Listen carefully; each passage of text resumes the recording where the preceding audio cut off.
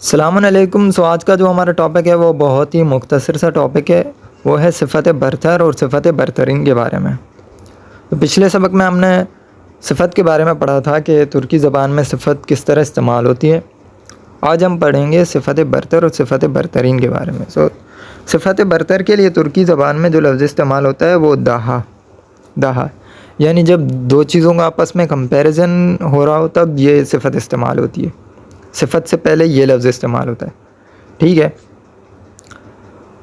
اور صفت برترین کے لیے جو لفظ استعمال ہوتا ہے وہ یہ والا ہوتا ہے یعنی سپرلیٹو ڈگری. تو چلیے مثالوں سے سمجھتے ہیں.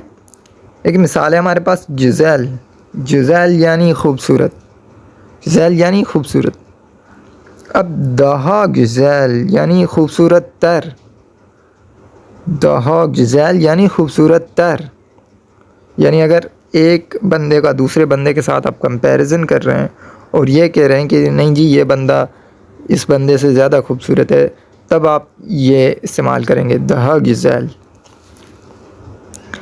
این گزیل یعنی خوبصورت ترین یعنی سب سے زیادہ خوبصورت. An gazelle. ایک اور مثال ہے ہمارے پاس بیوکش یعنی بڑا. بیوک. دہا بیوک یعنی زیادہ بڑا. دہا بیوک یعنی زیادہ بڑا. این بیوکش یعنی سب سے زیادہ بڑا. ٹھیک ہے. آسان سی چیز ہے. ای یعنی اچھا. دہا ای یعنی زیادہ اچھا. این ای یعنی سب سے زیادہ اچھا. ٹھیک ہے. آسان سا ٹاپک تھا.